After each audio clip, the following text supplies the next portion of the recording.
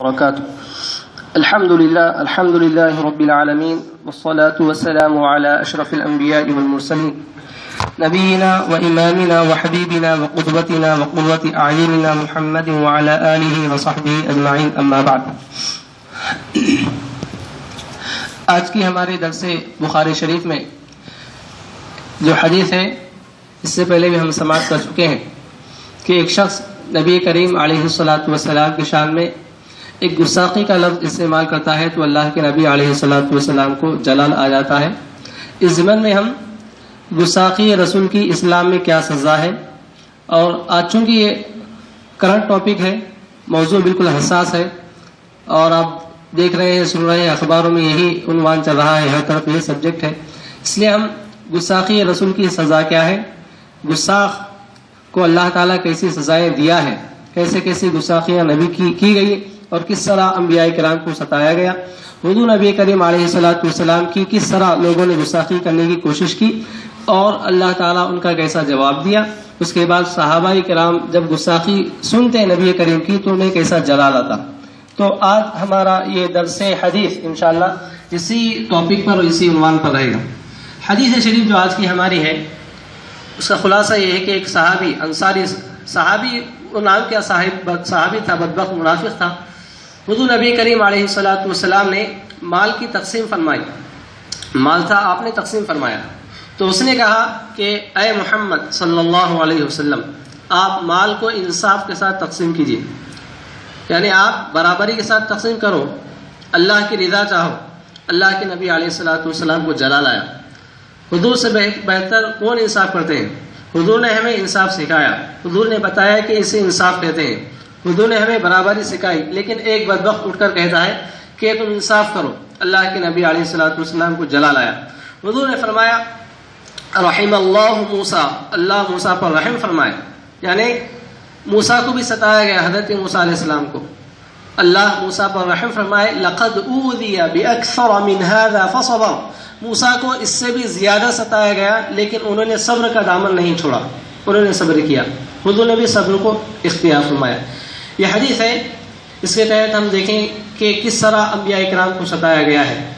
پہلے ایک بات آپ ذہن میں رکھیں کہ جب سے انبیاء کرام اس دنیا میں آئے، لوگوں کو توحید کا پیغام دیے، انبیاء کرام کو ستایا گیا، خوب مظالم ڈھائے گئے، بڑی تکلیفیں انبیاء کرام کو دی گئی، حتیٰ کہ ایک دن میں 70 انبیاء کا قتل بھی کیا گیا.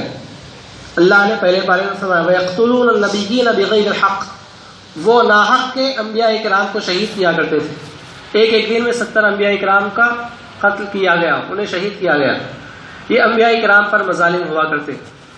اب کس طرح انہیں ستایا گیا؟ مختلف طریقوں سے. حضرت موسیٰ علیہ السلام کو ستایا گیا، اور ایک حضرت موسیٰ علیہ السلام کے زمانے میں ایک شخص تھا، اس کا نام تھا بلعام بن باعورہ، بہت بڑا حضرت موسیٰ علیہ السلام کو معتقد، آپ کو چاہنے والا، عبادت گزار. اس قدر عالم تھا، بڑا جید عالم علم والا تھا کہ اس کے سامنے بڑی محفل جمتی تھی، بڑے طلباء ہوا کرتے تھے. خوب علم حاصل کرنے کے لیے قلم کاپیاں اس زمانے کے حساب سے لے کر بچے بیٹھ جاتے تھے. وہ ایک بات کہتا تو اس میں بڑی حکمتیں ہوا کرتی تھی، وہ لکھتا. اور اس کی خاص بات یہ تھی کہ وہ مستجاب الدعوات تھا، جو بھی دعا کرتا اللہ تعالیٰ قبول فرماتا. لیکن حضرت موسیٰ علیہ السلام کے دشمن جب یہ چاہے کہ موسیٰ علیہ السلام کو ان کی اس دعوت سے روکا جائے کہ انہوں نے اللہ کی طرف بلایا تھا، دین کی طرف بلایا تھا، خدا کے ایک ہونے کی طرف بلایا تھا، تو انہوں نے اس شخص کے پاس پیسہ دے کر، لالچ دے کر اس سے مطالبہ کیا کہ اے بلعام بن باعورہ، تیری زبان بڑی مقبول ہے، تیری زبان سے نکلے ہوئے کلمات اللہ تعالیٰ قبول کرتا ہے، ہم تیرے پاس ایک مطالبہ لے کر آئے ہیں، ایک سوال ہے. اس نے کہا کیا ہے؟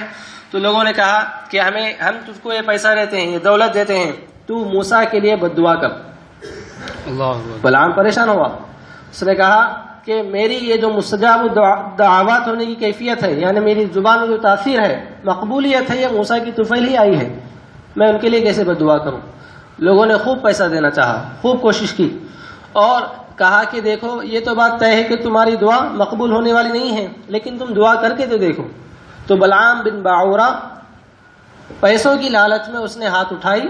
جیسے ہی ہاتھ اٹھائی، مفسرین کے نام لکھتے ہیں کہ اس کی زبان باہر آ گئی. اللہ نے اسے سزا دے دی، اس کی زبان باہر آ گئی، کچھ کہنے کے قابل نہ رہا. اس کے بعد اللہ پاک فرماتا ہے نام قرآن مجید میں ذکر نہیں کیا گیا، مفسرین کرام فرماتے ہیں کہ اس کی مثال اس کتے کی طرح ہے جو کچھ دیے تو بھی اپنی زبان باہر نکالتا ہے، کچھ نہ دے تو بھی زبان باہر نکالتا ہے. ان تحمل علیہ یلحظ او تترکہ یلحظ. مختلف طریقوں سے جب نبی کریم علیہ الصلاۃ والسلام کو اس دنیا میں بھیجا گیا، اللہ کے نبی علیہ الصلاۃ والسلام کو لوگ کئی جہتوں سے، کئی حوالوں سے آپ کو متہم کرنا چاہیں، آپ پر الزام لگانا چاہیں. ایک بار آپ ذہن رکھیں کہ انبیاء کرام کو پیچھے بھی جو گزشتہ انبیاء کرام ہیں انہیں بھی بدنام کیا گیا، حضور کو بھی، لیکن فرق یہ ہے کہ جب پہلے انبیاء کرام پر کوئی الزام لگایا جاتا، انہیں متہم کیا جاتا، ان پر کوئی داغ لگائے جاتے، ان کے دامن پر ان پر کوئی عیب لگایا جاتا، منسوب کیا جاتا، تو اللہ پاک مختلف طریقوں سے اس کا ازالہ فرماتا، دور کرتا. حضرت یوسف علیہ السلام، آپ پر لوگوں نے عیب لگانا شروع کیا، حضرت یوسف علیہ السلام پر عیب لگائے تو کون گواہی دی؟ ایک جھولے میں کا بچہ، اس نے گواہی دیا کہ یوسف علیہ السلام بری ہیں، اور زلیخا نے اس کام کا ارادہ کیا تھا. حضرت عیسیٰ علیہ السلام کی جب ولادت ہوئی تو لوگوں نے حضرت مریم علیہ السلام پر انگلیاں اٹھائیں، حضرت عیسیٰ علیہ السلام کی ولادت پر وہ انگلیاں اٹھائیں، تو کس نے اس کا ازالہ کیا؟ غلط فہمی کون دور کیے؟ خود حضرت عیسیٰ علیہ السلام جھولے میں تھے، آپ نے گواہی دی، لوگوں سنو میں اللہ کا بندہ ہوں، اللہ نے مجھے نبی بنایا ہے. تو وہاں پر انبیاء کرام پر جب الزام لگتے تو گواہی انبیاء کرام دے رہے تھے یا کوئی ایک بچہ دے رہا تھا، لیکن اللہ کے نبی علیہ الصلاۃ والسلام پر جب لوگوں نے الزام تراشا، جب لوگوں نے حضور پر تہمتیں باندھی تو اللہ تعالیٰ نے خود ان کا جواب دیا. اللہ نے خود جواب دیا، اللہ نے کسی کو ذریعہ نہیں بنایا. لوگوں نے کہا کہ یہ شاعر ہے، اللہ نے کہا وما هو بقول شاعر، یہ شاعر کا کلام نہیں ہے. لوگوں نے کہا کہ یہ کاہن ہے، یعنی آنے والی باتیں پہلے ہی بتا رہتے ہیں، لوگوں نے کہا کاہن ہے، اللہ نے کہا وما هو بقول کاہن. لوگوں نے کہا یہ مجنون ہے، تو اللہ نے قسمیں دے کر فرمائی نون والقلم وما یسطرون ما انت بنعمت ربک بمجنون. قسم ہے قلم کی اور قسم ہے اس کی جو یہ جو لوگ لکھتے ہیں کہ آپ اپنے رب کی نعمت کے تو فعل مجنون نہیں ہیں. یہ ولید بن مغیرہ ایک بڑا بدبخت تھا، اس نے کہا کہ یہ محمد عربی صلی اللہ علیہ وسلم یہ مجنون ہے، یہ دیوانے ہیں، پاگل ہیں. اللہ نے قسم دے کر اس کا ازالہ فرمایا کہ یہ نبی مجنون نہیں ہے. اب اس کے بعد کیا ہوا؟ اللہ پاک نے اس بدبخت کے جس نے کہا کہ یہ مجنون ہے، اللہ نے اس کے 10 عیوب گنائے. اللہ نے کہا یہ جو کہہ رہا ہے کہ محمد عربی مجنون ہے صلی اللہ علیہ وسلم، یہ تو بالکل سراپا برحق ہیں، ان میں کوئی عیب نہیں، ان میں کوئی جنون نہیں، لیکن یہ جو کہنے والا ہے اس میں بڑے عیب ہے، یہ ظاہری اعتبار سے بھی بڑا خبیث ہے، باطنی اعتبار سے بھی بڑا خبیث ہے. کیا عیوب گنائے؟ اللہ نے کہا وَلَا تُطِعْ كُلَّ حَلَّافٍ مَّهِينٍ، یہ حلاف ہے، خوب قسمیں کھانے والا ہے، بات بات پر قسمیں کھانے والا ہے. ایک عیب مہین، بڑا ذلیل ہے، نچلی حرکتیں کرتا ہے، اس کے پاس کوئی وقار نہیں ہے، کوئی عزت نہیں ہے. حمازن، لوگوں کی غیبتیں کرتے پھرتا ہے، پیچھے غیبتیں کرتا ہے. مشائن، سامنے بھی لوگوں کے خلاف کہتے بولتے پھرتا ہے. نمیمن، بڑا غیبت ہے، غیبت کرنے والا، چغل خور ہے. مناع للخیر، یہ لوگوں کو خیر سے بڑا روکتا ہے. خود تو کوئی خیر کا کام نہیں کرتا، خود تو کوئی اچھا کام نہیں کرتا، لیکن جب لوگ کوئی اچھا کام کرتے ہیں تو یہ جا کے روکتا ہے. اللہ نے فرمایا مناع للخیر، یہ خیر کو روکنے والا ہے. معتدن، یہ حد سے بڑھنے والا ہے. حدود ہوتے ہیں، لمٹس ہوتے ہیں، یہ لمٹس کو کراس کرتا ہے، یہ حدود کو پار کرتا ہے، حدود کو پھلانگتا ہے، اس کی بڑی یہ بدبختی ہے. اس کے بعد اللہ نے فرمایا اثیم، بڑا گنہگار ہے. اس کے بعد عتل بعد ذلك زنیم، یہ لوگوں سے بالکل ہٹا ہوا ہے، لوگوں سے ملنے کی اس کے پاس تمیز نہیں ہے. اس کے بعد سب سے بڑا عیب یہ ہے کہ یہ زنیم، یہ ناجائز اولاد ہے، یہ ناجائز اولاد ہے، یہ حرام کاری سے پیدا ہوا بچہ ہے. جب ولید بن مغیرہ نے سنا کہ اللہ کے نبی نے فرمایا میں ایسا ہوں، میں ایسا ہوں، میں ایسا ہوں، ولید بن مغیرہ کہتا ہے کہ 10 عیوب اس محمد عربی صلی اللہ علیہ وسلم نے گنائے، 10 میں سے 9 کو تو میں جانتا ہوں، میں بڑا قسم کھانے والا ہوں، میں بڑا حد سے بڑھنے والا ہوں، میں لوگوں کی غیبت کرنے والا ہوں، مجھے 9 عیوب تو معلوم ہے، لیکن ایک عیب ایسا ہے کہ وہ عیب سوائے میری ماں کے کوئی مجھے بتا نہیں سکتا. وہ عیب کیا ہے کہ میں حرام کی اولاد ہوں، میں ناجائز کی اولاد ہوں. تو ولید بن مغیرہ کہتا ہے کہ یہ جو محمد عربی ہیں، یہ اگرچہ کہ ہم انہیں مانتے نہیں، اگرچہ کہ ہم ان پر اعتقاد نہیں رکھتے، لیکن ہم نے دیکھا ہے کہ ان کی زبان سے جو بھی بات نکلتی ہے وہ حق بات ہوا کرتی ہے، وہ سچ بات ہوا کرتی ہے۔ وہ تلوار لیا، تلوار لے کر اپنی ماں کے پاس گیا اور تلوار اٹھا کر کہا کہ دیکھ میرے ہاتھ میں تلوار ہے، حق بتا کہ میں کس کا بیٹا ہوں۔ تو ماں نے کہا کہ سن، بات یہ ہے تیرا باپ قابل نہیں تھا اور میں نے خوف کیا کہ اگر وہ مر جائے تو اس کا پورا مال دوسروں کے ہاتھ چلا جائے گا، اس لیے میں نے ایک چرواہے کو اپنے قریب کیا اور تو اس کا نتیجہ ہے۔ اللہ رب العزت نے فرمایا کہ جو لوگ نبی کی گستاخی کرتے ہیں وہ اپنا محاسبہ کر لے، اپنا جائزہ لے کہ وہ ان کی اپنی خباثت کیسی ہے، ان میں کیا کیا عیوب ہیں، ان میں کیا کیا نقائص ہیں، اللہ نے بیان فرمایا۔ یہ سورہ نور کی آیتیں تھیں، اللہ نے اس میں ولید بن مغیرہ کا تذکرہ فرمایا۔ اور دیکھیں ہم حضور کو کیسے ستایا گیا، اللہ نے کیسے جواب عنایت فرمایا۔ چند دنوں تک وحی کا سلسلہ منقطع ہوا، وحی رک گئی، حضور علیہ الصلوۃ والسلام پر وحی نہیں آئے، تو کفار کو بڑا موقع ملا، وہ ہمیشہ موقع کی طاق میں رہتے تھے کہ کب ہمیں ایک موقع ملے اور ہم اس نبی کو بدنام کریں، اس نبی کو ستائیں، تکلیفیں دیں۔ جب وحی کا سلسلہ رک گیا، منقطع ہو گیا، تو وہ لوگ کہنے لگے کہ محمد صلی اللہ علیہ وسلم کو ان کے رب نے چھوڑ دیا ہے، وہ ان سے ناراض ہو گیا ہے، وہ رب اب کوئی وحی نہیں ڈال رہا ہے، اس کا مطلب یہ ہے کہ اب دونوں کا تعلق ختم ہو گیا۔ اللہ کے نبی علیہ الصلوۃ والسلام کو تکلیف ہوئی کہ لوگ ایسا کہہ رہے ہیں۔ اللہ رب العزت نے قرآن مجید میں سورت نازل فرمائی، والضحى واللیل اذا سجى ما ودعك ربك وما قلى وللآخرة خیر لك من الاولى۔ اے حبیب، قسم ہے چاشت کی صبح کی، واللیل اذا سجى، قسم ہے رات کی جب وہ اپنے پردے ڈالے، ما ودعك ربك وما قلى، آپ کے رب نے کبھی آپ کو نہیں چھوڑا اور نہ وہ آپ سے ناراض ہوا ہے۔ آپ کا ہر آنے والا زمانہ پچھلے والے زمانے سے بہتر ہے۔ لوگوں نے الزام لگایا تھا، اللہ نے بالکل اس کا جواب نازل فرمایا، وہ لوگ خاموش ہو گئے۔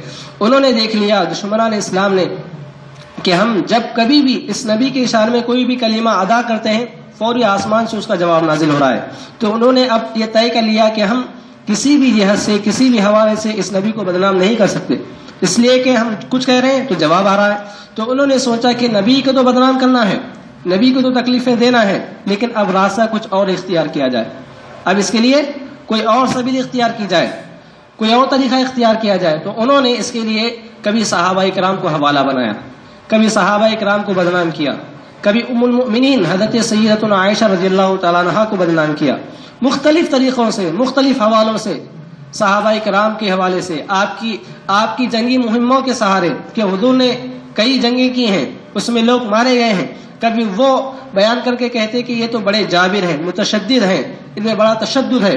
اس طرح سے نبی کریم علیہ الصلوۃ والسلام کو بدنام کیا گیا۔ آپ دیکھیں کہ جب جنگی مہموں کا اگر ہم تذکرہ کریں، حضور نے جو جنگی کی ہیں، اس سے پہلے بھی میں نے عرض کیا تھا، دو بڑے جو اعتراض ہیں خاص طور پر حضور نبی کریم علیہ الصلوۃ والسلام پر، ایک وہ لوگ تو پوری زندگی بھر تلاش کیے، کوئی انہیں موقع نہیں ملا کہ حضور کو ایسے بدنام کرے، تو ایک جو آج کے بھی بہت سے اسلام دشمن عناصر ہیں، اسلام کی مخالفت کرنے والے، وہ ایک بات یہ کہتے ہیں کہ حضور نبی کریم علیہ الصلوۃ والسلام نے تلوار کے زور پر اسلام کو پھیلایا ہے اور بڑے متشدد تھے۔ ہم غور کریں کہ حضور علیہ الصلوۃ والسلام کیسے تھے، آپ کی جنگیں کیسی ہوا کرتی تھیں۔ آج ہم جنگوں کے جو اصول ہیں، ضابطے ہیں، جنگوں کے جو قوانین ہیں اسے پڑھیں۔ جب جنگ شروع ہو جاتی ہے، جنگ شروع ہو جانے کے بعد جو دو فریقین ہوتے ہیں، دو جماعتیں ہوتی ہیں، ایک جماعت، اب جنگ شروع ہونے کے بعد ایک جماعت دوسری جماعت میں کسی کا پاس و لحاظ نہیں رکھتی، وہاں پر بچے ہیں، وہاں پر بوڑھے ہیں، وہاں پر کمزور ہیں، وہاں پر خواتین ہیں، اس کا کوئی لحاظ نہیں کیا جاتا۔ لیکن اللہ کے نبی علیہ الصلوۃ والسلام کی جنگوں کی تعلیم میں یہ بات شامل ہے کہ جب تم جنگ کرو تو کبھی بھی ایک بچے پر تلوار نہیں اٹھانا، تم کسی خاتون پر تلوار نہیں اٹھانا، کسی مریض پر تلوار نہیں اٹھانا، بیمار پر تلوار نہیں اٹھانا، کسی بوڑھے پر تلوار نہیں اٹھانا۔ اللہ کے نبی نے صحابہ اکرام کو تاکید فرمائی کہ یاد رکھو جنگ میں صرف اسی پر تلوار اٹھا رہے ہیں جو تم پر تلوار اٹھائے، اسی کو مارو جو تمہیں مارنے کے لیے آئے۔